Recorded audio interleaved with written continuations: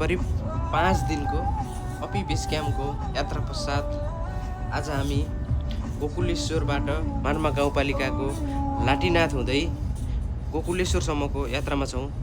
पृष्ठभूमिमा देख्न सक्नुहुन्छ हजुरले चमेलिया नदी, जुन नदी प्रयोग भएर 4वटा हाइड्रो प्रोजेक्टहरू पनि सञ्चालनमा रहेका रहेछन्, जुन नेपालको अर्थतन्त्र माथि उकास्नको लागि ठुलो सहयोग हो जस्तो लाग्छ मलाई।